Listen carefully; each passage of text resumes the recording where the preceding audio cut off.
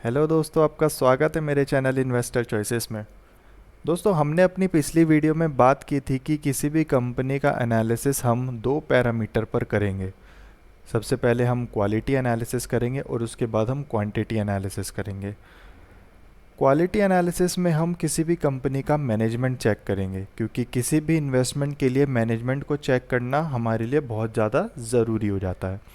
और quantity analysis में हम कंपनी की फिगर्स को देखेंगे, कंपनी की पास परफॉर्मेंस को चेक करेंगे, कंपनी की करंट परफॉर्मेंस को चेक करेंगे और कंपनी का फ्यूचर ग्रोथ पोटेंशियल कैलकुलेट करने की कोशिश करेंगे।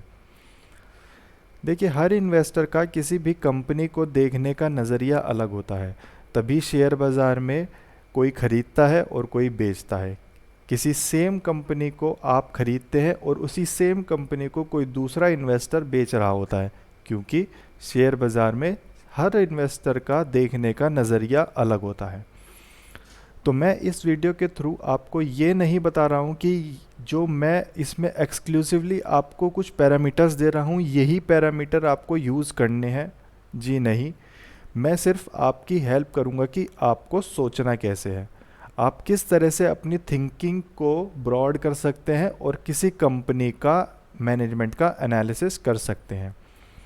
मैं सिर्फ आपको ये बताऊंगा इस वीडियो में कि आपको किसी कंपनी का मैनेजमेंट देखना कैसे है और आपको किस तरह से सोचना है किसी कंपनी का मैनेजमेंट चेक करने के लिए। तो चलिए बात करते हैं सबसे पहले कि हम किसी कंपनी का मैनेजमेंट कैसे चेक करेंगे। देखिए, किसी भी कंपनी का मैनेजमेंट चेक करना एज सिंपल एज है कि हम किसी पर्सन को चेक करें।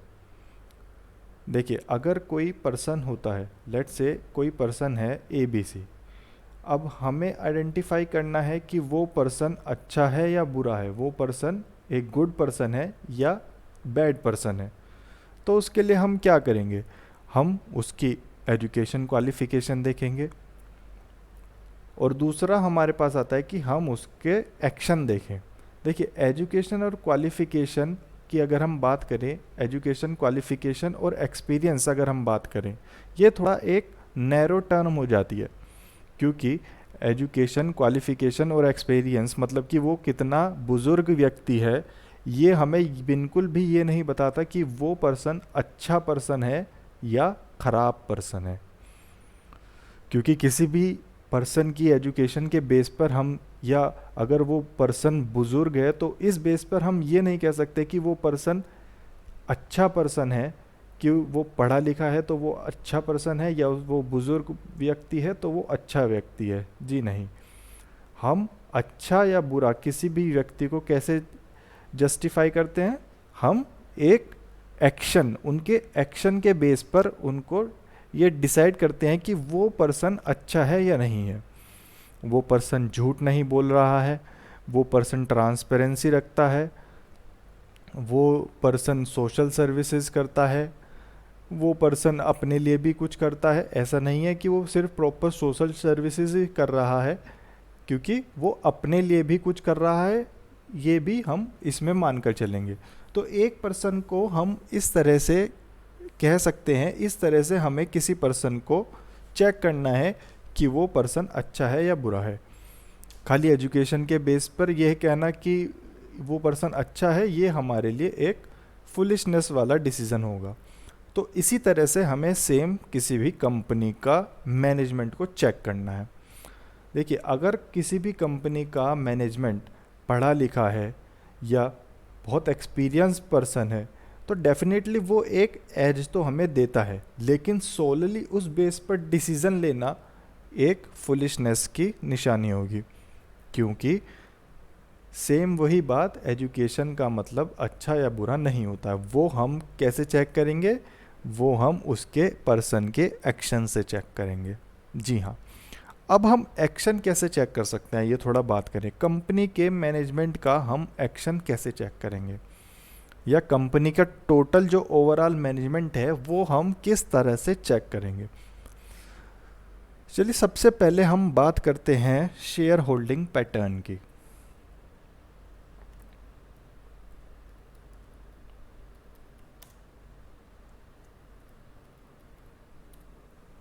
देखिए, शेयर होल्डिंग पैटर्न, जब भी आप लेट्स से आप एक रिटेल इन्वेस्टर हैं, आप किसी कंपनी में इन्वेस्ट करने जा रहे हैं, तो आपके पास वहाँ पर दो पैरामीटर आते हैं किसी भी कंपनी में एनालिसिस करने के लिए। किसी भी कंपनी में इन्वेस्ट करने के लिए आप दो तरह से इन्वेस्ट कर सकते हैं। एक, या तो आप खुद से पूरी मेहनत करें, खुद से एनालिसिस करें, खुद से सारे के सारे इकॉनमी को समझें, इंडस्ट्री को समझें, और उसके बाद आप पैसा लगाएं। या दूसरा तरीका, जिन लोगों ने इकॉनमी को स्टडी किया है, इंडस्ट्री को स्टडी किया है, कंपनी को स्टडी किया है, उसके बाद उन्होंने उन लोगों ने उसके बाद उसमें पैसा लगाया है, हम उन पर्सन को देखें, उन लोगों को देखें, और उन लोगों के बेस पर हम भी पैसा लगा दें। ये हमारा थोड़ा स्मार्ट स्टडी आ जाता है। हार्ड स्टडी क्या होता है, हार्ड वर्क क्या है, हम खुद से एनालिसिस कर रहे हैं। और स्मार्ट स्टडी क्या है कि हम किसी पर्सन ने जिसने हार्ड वर्क किया है, हम उसको फॉलो कर रहे हैं। तो देखिए, एक अच्छा शेयर होल्डिंग पैटर्न क्या होता है।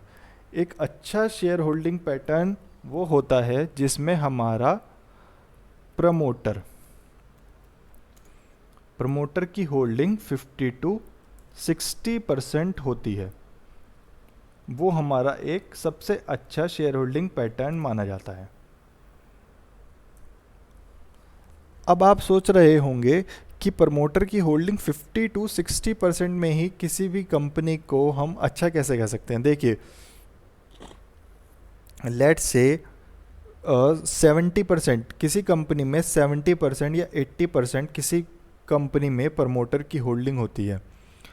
तो जब कंपनी बिजनेस एक्सपैंड करती है, तो उस टाइम प्रमोटर्स अपनी होल्डिंग को डिक्रीज करते हैं, क्योंकि उन्हें पैसे की ज़रूरत होती है। तो उस टाइम वो फंड रेज करने के लिए अपनी होल्डिंग को डिक्रीज कर सकते हैं, और किसी इंस्टीट्यूशन को, नॉन इंस्टीट्यूशन को, एफआईआईज को, या म्यूचुअल फंड्स को, किसी भी पर्सन को, या एचएनआईज को, किसी भी पर्सन को वो अपना स्टेक बेच सकते हैं। और जैसे ही मार्केट में ये न्यूज़ आती है कि प्रमोटर ने अपना स्टेक बेचा है, मार्केट एकदम से बहुत ही नेगेटिवली रिएक्ट करती है। तो उस टाइम पर अगर आप किसी कंपनी में होल्ड करके बैठे हैं, तो आपकी वो होल्डिंग 7%, 10%, 15% तक भी फॉल हो सकती है। तो उस फॉल से, और फिर वो फॉल कवर होने में हमें कितना टाइम लग जाएगा वो हमें नहीं पता।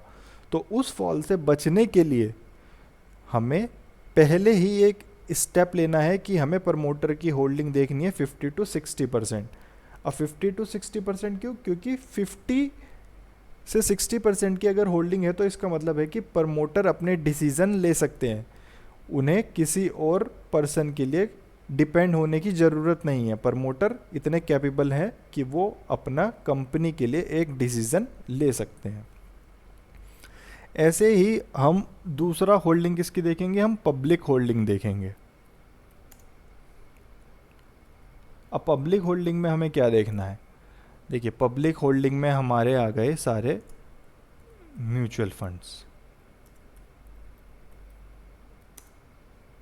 एफआईआईज, इंश्योरेंस कंपनीज,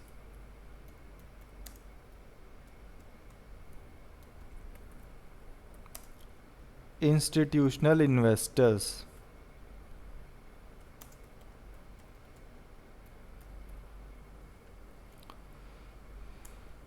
तो देखिए ये हमारे पब्लिक होल्डिंग में आते हैं। अब हमारे पास ये वो लोग हैं जो हार्ड वर्क करते हैं, जिन्होंने पूरी इकोनॉमी को एनालिसिस किया है, जिन्होंने इंडस्ट्री को एनालिसिस किया है, कंपनी को एनालिसिस किया, अच्छे से मैनेजमेंट को पढ़ा है।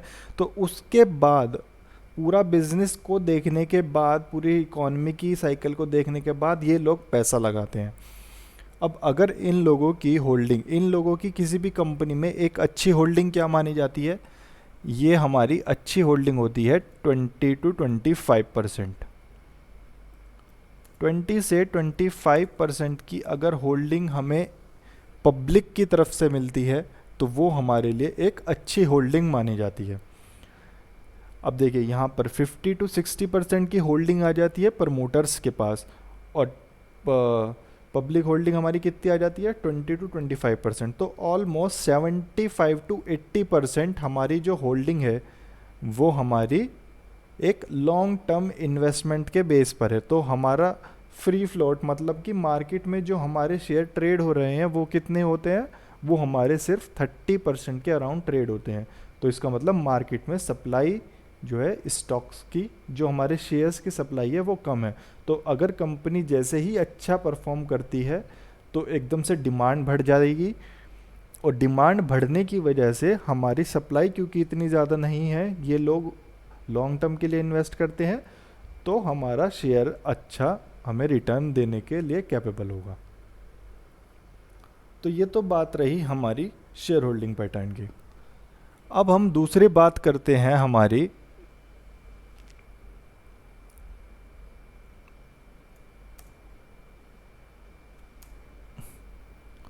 दूसरी हम बात करते हैं सॉरी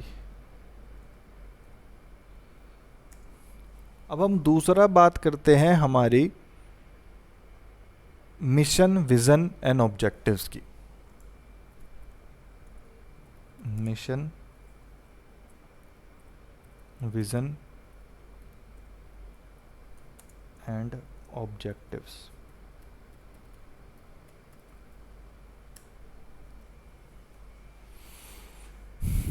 देखिए, अगर कोई भी मैनेजमेंट, अगर कोई भी कंपनी का पर्पस एक लॉन्ग टर्म का है, कंपनी को एक लॉन्ग टर्म के लिए चलाना किसी भी मैनेजमेंट का पर्पस है, तो वो उनका जो मिशन होता है, उनका जो मिशन होगा, उनका जो विज़न होगा, उनके जो ऑब्जेक्टिव्स होंगे वो बहुत क्लियर होंगे। ऐसा नहीं है कि बहुत ज़्यादा एम्बिगुअस उनके विज़न हो या मिशन बहुत ज़्यादा एम्बिगुअस हो, नहीं, उनके जो भी मिशन विज़न और ऑब्जेक्टिव्स होंगे वो क्लियरली डिफाइन होंगे। तो अगर हमें मैनेजमेंट की मतलब कंपनी की हम साइट विज़िट करते हैं या कंपनी का हम एनुअल रिपोर्ट पढ़ते हैं और उसमें वहाँ पर हमें प्रॉपरली दिखाई देता है कि कंपनी ने क्लियरली अपने विज़न मिशन एंड ऑब्जेक्टिव्स को डिफाइन किया हुआ है। लेट से कोई कंपनी कहती है कि हमें ऑटो मैन्युफैक्चरिंग में नंबर 1 कंपनी बनना है, तो ये एक विज़न हो गया। अब वो उसके लिए क्या क्या काम कर रहे हैं, मतलब कि वो एक्सपेंशन कर रहे हैं या वो अपनी ग्रोथ फेज के हिसाब से जॉइंट वेंचर्स कर रहे हैं या अमलगमेशंस कर रहे हैं या मर्जर्स कर रहे हैं, तो वो उस बेस पर अपने विज़न को अचीव करने के लिए वो काम कर रहे हैं या नहीं, वो हमें सब चेक करना है। इसका मतलब सबसे पहले लेकिन हमें मिशन देखना है कि उन्होंने अपना मिशन क्लियरली डिफाइन कर रखा है, उन्होंने अपने मिशन को क्लियरली डिफाइन कर रखा है, और उनके जो ऑब्जेक्टिव्स हैं वो उन्होंने प्रॉपरली अपने डिफाइन किए हुए हैं या नहीं। अगर वो सब उनके क्लियरली डिफाइन है तो हम बोलेंगे कि हाँ ये कंपनी गुड है, तो हम बोलेंगे कि कंपनी गुड है, वरना तो हम कंपनी को बोलेंगे बैड। अब सोचिए तीसरा पैरामीटर हमारा क्या हो सकता है, और मतलब हम किसी कंपनी में क्या कर सकते हैं। थोड़ा एक बार आप वीडियो को पॉज करिए और सोचने की कोशिश कीजिए कि और क्या क्या पैरामीटर हो सकते हैं कि किस बेस पर हम किसी कंपनी का मैनेजमेंट देख सकते हैं। देखिए, एक जो हमारे पास नेक्स्ट पैरामीटर आता है वो आता है हमारे पास पेटेंट।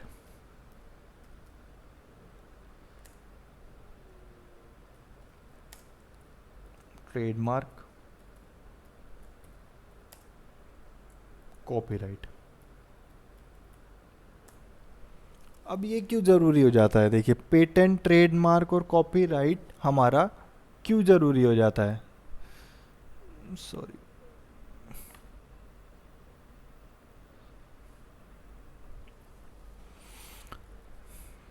देखिए पेटेंट, ट्रेडमार्क और कॉपीराइट हमें क्या प्रोवाइड करता है, हमें एक कॉम्पिटिटिव एडवांटेज प्रोवाइड करता है। अगर किसी कंपनी के पास पेटेंट्स है तो उसको एक कॉम्पिटिटिव एडवांटेज मिल जाती है, तो जिस वजह से आप एक अपना आपको एक रेवेन्यू एडवांटेज मिल जाता है, तो ये एक अच्छा माना जाता है। तो अगर किसी कंपनी के पास पेटेंट्स है या कोई ट्रेडमार्क है या कॉपीराइट, ब्रांड वैल्यू है किसी कंपनी की, तो उस ब्रांड वैल्यू के बेस पर वो कंपनी पैसा कमाती है, उसे मार्केट में एक रेस्पेक्ट मिलती है। क्योंकि लेट से आप कोई क्लॉथ परचेज़ करते हैं, आप से कोई टी शर्ट परचेज़ करते हैं, आप लोकल ब्रांड की लेते हैं तो वो इतनी ज़्यादा वैल्यू नहीं होती। लेकिन अगर आप एक मतलब एक नाइक का ब्रांड की लेते हैं, ये क्या होता है हमारा ट्रेडमार्क, अगर आप नाइकी के ब्रांड की लेंगे तो वो आपको थोड़ी एक्सपेंसिव मिलती है। तो इस वजह से आपका ट्रेडमार्क भी अगर आपके पास है तो मतलब कि आपकी एक कुछ मार्केट में ये वैल्यू बताता है। तो इस तरह से अगर किसी कंपनी के पास पेटेंट्स है, ट्रेडमार्क है या कॉपीराइट है तो वो भी हमारे लिए एक अच्छा सिग्नल होता है कंपनी के लिए। तो इसके बेस पर भी हम कह सकते हैं कि कंपनी गुड है अगर कंपनी के पास पेटेंट, ट्रेडमार्क और कॉपीराइट है, वरना तो कंपनी को हम बैड कैटेगरी में रखेंगे। और सोचिए, देखिए और क्या हो सकता है। लेट्स से प्रोडक्ट लाइन, ये भी एक इम्पॉर्टेंट फैक्टर है।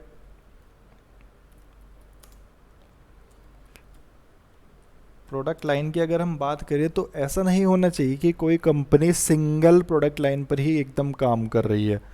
अगर लेट्स से इकोनॉमी फेवर नहीं करती है और वो सिंगल प्रोडक्ट लाइन में थोड़ा सा भी फ्लक्चुएशन आता है तो कहीं ऐसा ना हो कि कंपनी के रेवेन्यू बहुत ज़्यादा फॉल कर जाए, जिससे हमारा जो इन्वेस्टमेंट हमने किया है वो हमारा वेस्ट हो जाए या उसे रिकवर होने में बहुत ज़्यादा टाइम लग जाए। तो हमें ऐसी कंपनी को प्रेफर करना है जो इसका अच्छा प्रोडक्ट पोर्टफोलियो हो। जैसे अगर हम बात करें हिंदुस्तान यूनिलीवर का, हिंदुस्तान यूनिलीवर का एक बहुत अच्छा प्रोडक्ट पोर्टफोलियो है।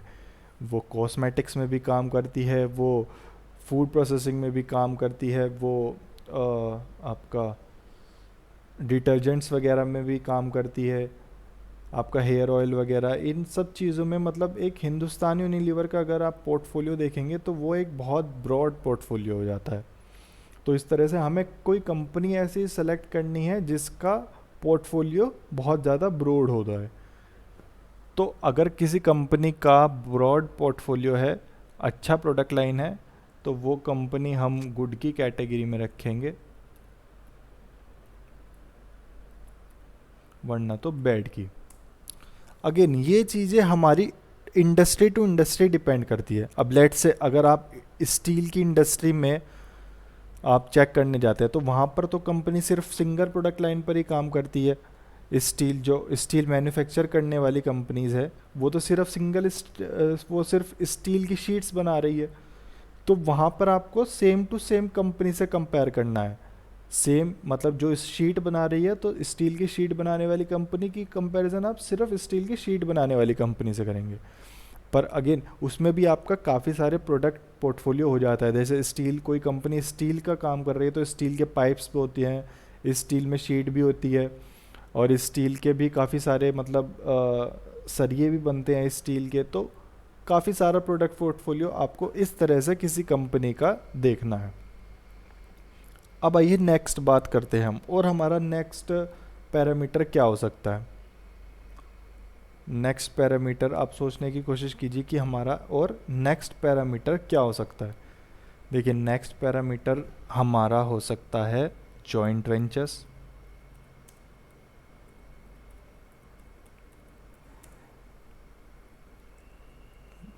Joint ventures, associate and subsidiaries.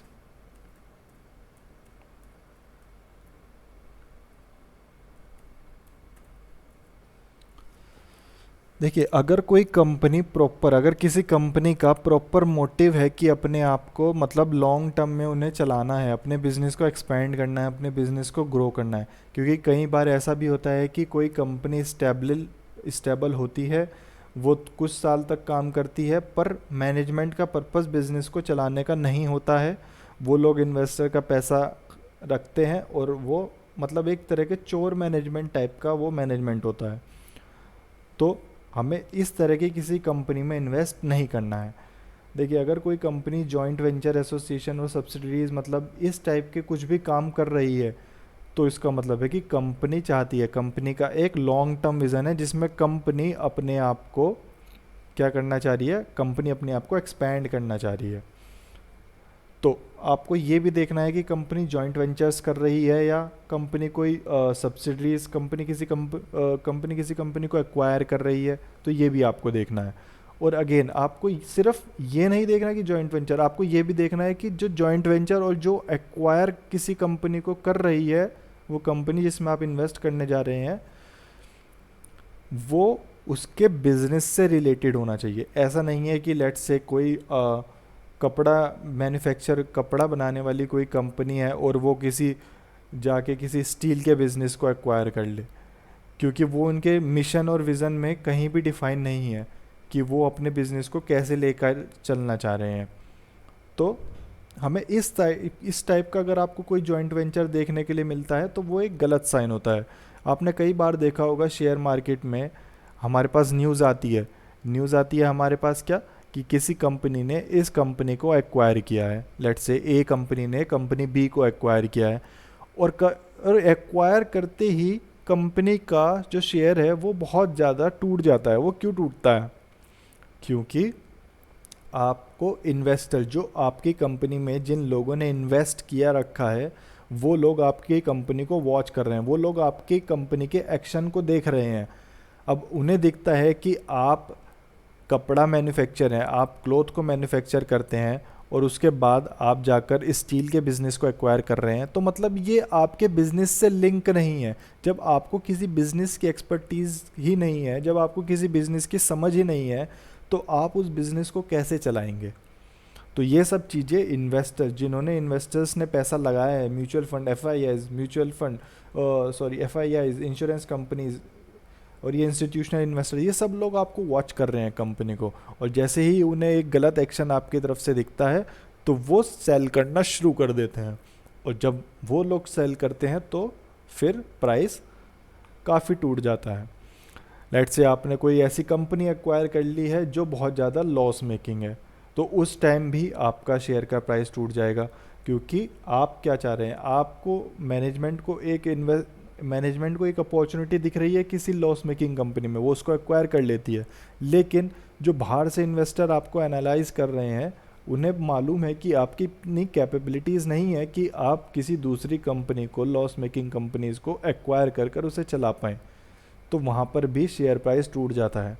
और कई बार ऐसा भी होता है कि आपने एक्वायर किया है और शेयर प्राइस बढ़ जाता है, क्योंकि वहाँ पर शेयर होल्डर्स, जो इन्वेस्टर्स हैं, उन्हें लगता है कि हाँ, ये हमारा कंपनी एक ग्रोथ फेज़ में जा रही है। लेट्स से आप कोई कपड़ा मैन्युफैक्चर कंपनी है और आप किसी कपड़े स्टोर वाली कंपनी इसको परचेज़ कर लेती है, मतलब कि आप अपने बिजनेस में आगे की तरफ जाने के लिए किसी शॉप को ऐसे परचेज़ कर लेती है जहाँ पर आपका शोरूम, मतलब किसी शोरूम को आप परचेज़ कर लेते हैं, तो वहाँ पर आपका क्या होगा, वहाँ पर इन्वेस्टर्स बहुत ज़्यादा खुश हो जाएंगे, एक इंथुजियाज्म दिखाएंगे, तो वहाँ पर इन्वेस्टर्स और ज़्यादा अपने पोर्टफोलियो को बढ़ाना, अपनी बाइंग को बढ़ाना शुरू कर देते हैं और आपका शेयर का प्राइस ऊपर चढ़ जाता है। तो जॉइंट वेंचर, एसोसिएट्स और सब्सिडरीज, ये जब भी आप किसी कंपनी को करते हुए देखें तो एक बार आपको वहाँ पर कॉशंसली देखना है कि कंपनी का पर्पस, कंपनी जो ये जॉइंट वेंचर कर रही है या कोई भी एक्विजिशन कंपनी कर रही है, तो उसके पीछे मैनेजमेंट का क्या मोटिव है और क्या वो हमारे कोर बिजनेस से रिलेटेड है या नहीं। तो ये भी आपके लिए बहुत ज़्यादा देखना ज़रूरी है। और अगर आपको लगता है कि ये चीज़ें ठीक है, तो हम वहाँ पर क्या रखेंगे, हम वहाँ पर गुड रखेंगे, वरना तो हम कंपनी को बैड समझेंगे। अब उसके बाद और बात करिए, देखिए और क्या हो सकता है और किस तरह से हम किसी कंपनी को एनालिसिस कर सकते हैं, मैनेजमेंट को हम किस तरह से और चेक कर सकते हैं। और अगर हम बात करें तो देखिए टेक्नोलॉजी, अगर हम टेक्नोलॉजी इम्प्रूवमेंट, ये भी बहुत ज़्यादा ज़रूरी होता है, टेक्नोलॉजी एडवांसमेंट। देखिए आप किसी भी बिज़नेस में हैं, आप हमेशा टेक्नोलॉजी, जैसे जैसे हमारा एरा आगे बढ़ रहा है, तो हमारी कुछ टेक्नोलॉजीज़ आ रही हैं, टेक्नोलॉजी एडवांस हो रही है। तो अगर बिज़नेस उस टेक्नोलॉजी को यूज़ कर पा रहा है और अपनी कॉस्ट को कट कर पा रहा है, तो वो एक अच्छा बिज़नेस माना जाता है। ऐसा नहीं है बिज़नेस एक अच्छा बिज़नेस वो है जो टेक्नोलॉजी, जो मतलब कि जो एडवांसमेंट के साथ अपने आप को फ्लेक्सिबल मैनेजमेंट हो, जो अपने आप को एडजस्ट कर पाए एज़ पर द सर्कमस्टांसेस, वो एक अच्छा मैनेजमेंट होता है। जैसे अगर हम बात करें नोकिया के केस में, नोकिया क्यों फेल हुआ था? देखिए, नोकिया ने टेक्नोलॉजी को नहीं इम्प्रूव किया। नोकिया, जहाँ सारे स्मार्टफोन कंपनीज एंड्रॉयड पर शिफ्ट हो रही थी, वहाँ पर नोकिया ने रेजिस्ट किया कि वो एंड्रॉयड पर नहीं शिफ्ट होगी। तो वहाँ पर आप देख सकते हैं कि टेक्नोलॉजी वहाँ पर एडवांसमेंट का नोकिया ने नहीं एक्सेप्ट किया और टेक्नोलॉजी एडवांसमेंट में नोकिया बाहर हो गया। इसी तरीके से अगर हम देखें आरकॉम हमारा क्यों फेल हुआ है, आरकॉम के पीछे भी फेलियर का यही कारण था। आरकॉम, जहाँ सारी कंपनीज जीएसएम पर शिफ्ट हो रही थी, वहाँ पर आरकॉम सीडीएमए पर टिकी हुई थी। आरकॉम के मालिक मिस्टर अनिल अंबानी जी ने बोला कि नहीं, हमें जीएसएम पर नहीं, हमें सीडीएमए पर ही ट्रस्ट है और सीडीएमए पर ही हम लोग काम करेंगे। उन्होंने टेक्नोलॉजी, जो टेक्नोलॉजी चेंज हो रही थी, उसके एडवांसमेंट पर उन्होंने बिल्कुल भी ध्यान नहीं दिया और एक रिजिडनेस दिखाई, जिस वजह से आज आप देख सकते हैं आरकॉम की क्या स्थिति है। तो इसलिए अगर कोई टेक्नोलॉजी, आपका लेट्स से आपको कोई बिजनेस है, आपका ऑटो मैन्युफैक्चर का बिजनेस है, और आपको लगता है कि कोई ऐसी टेक्नोलॉजी आ चुकी है मार्केट में जिसे आपको अपने बिजनेस में स्टेबल करना चाहिए। लेट्स से अगर हम एक एग्जांपल की बात करें, लेट्स से आप गाड़ी बनाने वाली, आप कार मेकिंग का आपका काम है, आप ऑटोमोबाइल में कार मेकिंग का आपका काम है।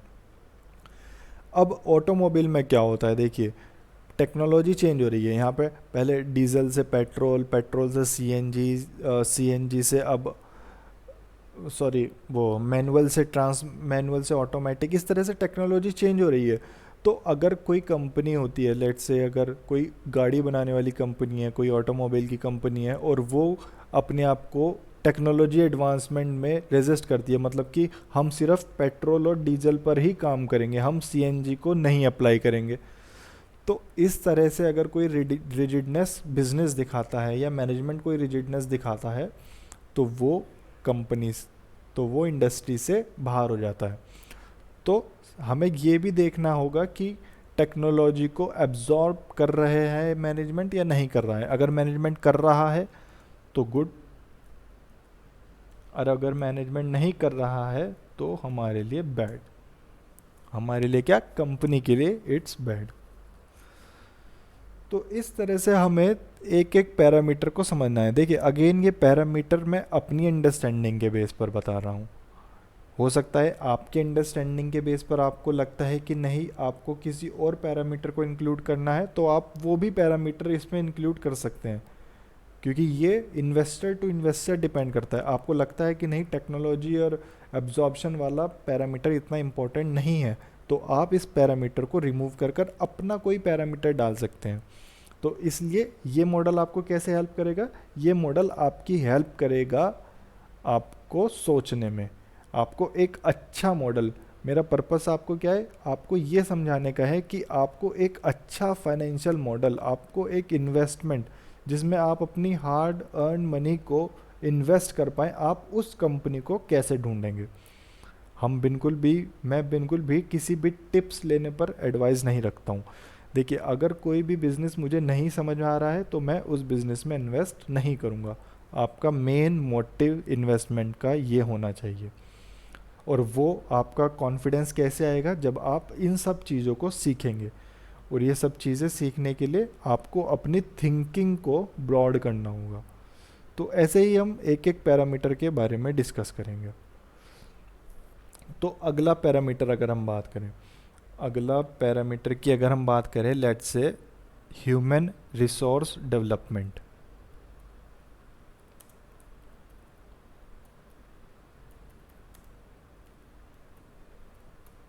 ह्यूमन रिसोर्स डेवलपमेंट, देखिए ये भी एक अच्छा पैरामीटर है मेरे हिसाब से, क्योंकि अगर कोई कंपनी अपने एम्प्लॉय की एजुकेशन पर एक्सपेंस कर रही है, उनकी ट्रेनिंग पर एक्सपेंस कर रही है, उन्हें पढ़ाई लिखा रही है, तो मतलब कि वो एक कंपनी के लिए अच्छा होता है। देखिए वो ऑब्वियसली वो कॉस्ट तो कंपनी की होती है, लेकिन वो कंपनी को एक तरीके से रिटेन, अपने एम्प्लॉय को एक तरीके से रिटेन करने के लिए की जाती है। आपका एम्प्लॉय आपके लिए लॉयल रहे, उसके लिए कंपनी को भी कुछ करना पड़ता है एम्प्लॉयज़ के लिए। अगर आप लॉयल्टी एक्सपेक्ट करते हैं किसी एम्प्लॉय से तो आपको भी एम्प्लॉय के लिए कुछ करना होगा। तो अगर कोई कंपनी अपने एम्प्लॉय पर अच्छा एक्सपेंस करती है, उनके डेवलपमेंट पर, उनकी ट्रेनिंग पर, उनके एजुकेशन पर, तो ये भी एक अच्छी कंपनी मैं एज्यूम करूँगा। तो अगर मुझे ऐसा कुछ पैरामीटर मिलता है तो मैं यहाँ पर गुड लिखूँगा, वरना तो मुझे यहाँ पर बैड लिखना है। अब ये चीज़ें आपको मिलेंगी कैसे? देखिए, ये सब चीज़ें आपको मिलेंगी एनुअल रिपोर्ट से। जी हाँ, आपको ये सारी चीज़ें एनुअल रिपोर्ट में मिलेंगी। वो भी हम सीखेंगे कि हमें एनुअल रिपोर्ट में कैसे देखनी है।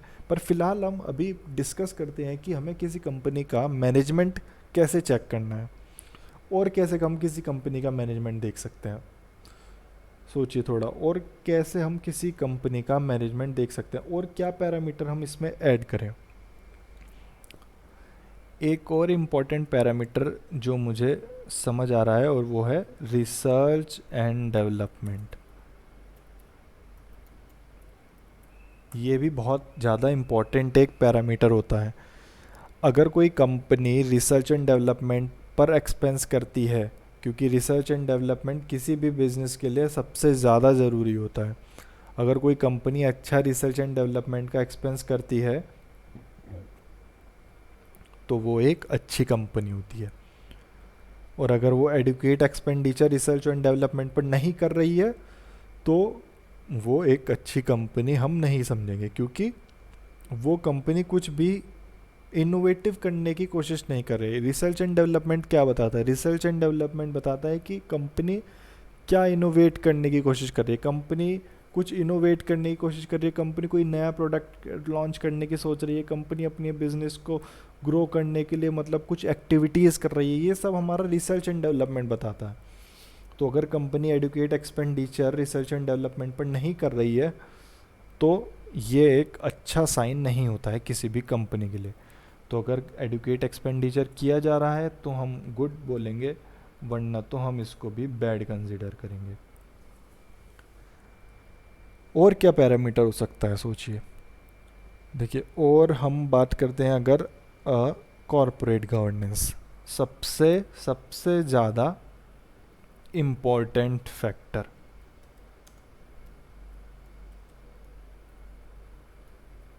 कॉरपोरेट गवर्नेंस, कॉरपोरेट गवर्नेंस क्या होता है? देखिए, कॉरपोरेट गवर्नेंस हमें बताता है कि मैनेजमेंट कितना ज़्यादा अकाउंटेबल है, कितनी ज़्यादा ट्रांसपेरेंसी है मैनेजमेंट में, और कितना ज़्यादा मैनेजमेंट का इंटरनल कंट्रोल सिस्टम स्ट्रॉन्ग है। कॉरपोरेट गवर्नेंस देखने के लिए हमारे पास 3 तरीके होते हैं। देखिए, एक तो सबसे पहले हमारे पास होती है कमिटी। हमें एडुकेट कमिटी देखनी है कि ऑडिट कमेटी प्रॉपर्ली फॉर्म है, रेमुनरेशन कमेटी प्रॉपर्ली फॉर्म है, internal control committee properly form है। तो इस तरह की हमें कमेटी देखनी है कि प्रॉपर हर डिपार्टमेंट के लिए एक प्रॉपर कमेटी इस्टेब्लिश है या नहीं है। उसके बाद हमें देखने हैं रूल्स एंड रेगुलेशंस, और उसके बाद हमें देखने हैं डिस्क्लोज़र। तो ये जब आप किसी भी कंपनी की एनुअल रिपोर्ट पढ़ते हैं तो वहाँ पर आपको ये तीनों चीज़ों को देखना है। तो अगर ये चीज़ें क्लियरली डिफाइन हैं वहाँ पर प्रॉपरली, अगर ये चीज़ें डिफाइन है तो हम कहेंगे कि कंपनी कॉरपोरेट गवर्नेंस फॉलो कर रही है। अगर ये चीज़ों में हमें कहीं ना कहीं, अगर इन चीज़ों में हमें कहीं ना कहीं कुछ फेलियर देखने को मिलता है तो हम बोलेंगे कि कंपनी बैड है, कंपनी का एक अच्छा साइन नहीं है कि कंपनी कॉरपोरेट गवर्नेंस को अच्छी तरह से फॉलो कर रही है। उसके बाद एक और पैरामीटर जो हम बात करेंगे वो है हमारा CSR। जी हाँ, CSR भी एक अच्छा पैरामीटर होता है। देखिए, कंपनी को कंपनी एक्ट के अकॉर्डिंग 2% CSR करना होता है। तो अगर कंपनी CSR एडुकेट CSR कर रही है तो कंपनी को हम गुड बोलेंगे, और अगर नहीं कर रही है तो इसको भी हम बैड की कैटेगरी में डाल देंगे। कॉरपोरेट CSR क्या होता है? CSR हमारा होता है कॉरपोरेट सोशल रिस्पॉन्सिबिलिटी।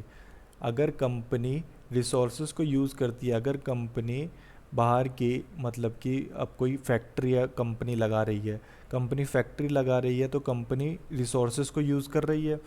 अब कंपनी फैक्ट्री लगाने की वजह से बाहर जो हमारा एनवायरनमेंट है वो पोल्यूटेड हो रहा है, क्योंकि फैक्ट्री में बहुत ज़्यादा पोल्यूशन वगैरह होता है जब कोई चीज़ें बनती हैं। तो उस पोल्यूशन की वजह से बाहर सोसाइटी को जो नुकसान हो रहा है, तो इसलिए सोसाइटी भी एक्सपेक्ट करती है कि कंपनी अपने प्रॉफिट में से कुछ पोर्शन सोसाइटी को दे, जिसे हम CSR एक्टिविटी बोलते हैं। और क्या हो सकता है, सोचिए और क्या तरीका हो सकता है किसी भी कंपनी के मैनेजमेंट को चेक करने का। और हम बात कर सकते हैं ये भी एक इम्पॉर्टेंट फैक्टर है, पेंडिंग लिटिगेशंस। जी हाँ, देखिए अगर किसी कंपनी में, आपको ये चीज़ें कहाँ पर मिलेंगी, एनुअल रिपोर्ट में। देखिए अगर किसी कंपनी में कोई लिटिगेशंस पेंडिंग चल रहे हैं, अगर कोई भी लिटिगेशंस पेंडिंग है, तो ये एक अच्छा साइन नहीं होता है। क्योंकि अगर लिटिगेशन का रिज़ल्ट कंपनी के अगेंस्ट आ जाता है, तो कंपनी का जो आपका इन्वेस्टमेंट है वो काफ़ी ज़्यादा टूट सकता है। जी हाँ, तो आपको सबसे पहले इन्वेस्टमेंट करने से पहले लिटिगेशंस भी ज़रूर देखने हैं। अगर आपको लिटिगेशंस मिलते हैं तो वो बैड साइन है, और अगर कंपनी लिटिगेशंस पर कोई भी लिटिगेशंस नहीं है तो वो एक अच्छा साइन है, और अगर है तो वो एक हमारा ख़राब साइन है। इस तरह से आपको पैरामीटर्स को ढूंढना है, मतलब कि आपको सोचना है कि किसी कंपनी का मैनेजमेंट में, किसी कंपनी का हम किस तरह से एनालिसिस मैनेजमेंट का कर सकते हैं। तो ये कुछ पैरामीटर मेरी तरफ से हैं, आप इसमें और भी पैरामीटर ऐड कर सकते हैं। वो हम और भी कैसे पैरामीटर ऐड कर सकते हैं वो भी हम सीखेंगे फाइनेंशियल मॉडलिंग में। जब हम इस सारे पैरामीटर को हम किस पर करेंगे, इन सारे पैरामीटर्स को हम एक फाइनेंशियल मॉडल पर प्रिपेयर करेंगे, पर वो हम नेक्स्ट क्लास में बात करेंगे, क्योंकि ये क्लास काफ़ी लंबी हो गई है, तो मैं नहीं चाहता कि ये वीडियो ज़्यादा स्ट्रेच हो। तो इसलिए अभी फ़िलहाल इस वीडियो के लिए इतना ही रखते हैं कि हमारी सोच एक्सपेंड हो पाए, कि हमें किसी कंपनी का एनालिसिस मैनेजमेंट में देखते क्या है, हमें एटलीस्ट ये पता हो। सिर्फ मैनेजमेंट की एजुकेशन या एक्सपीरियंस देखना ही मैनेजमेंट को देखना नहीं होता है।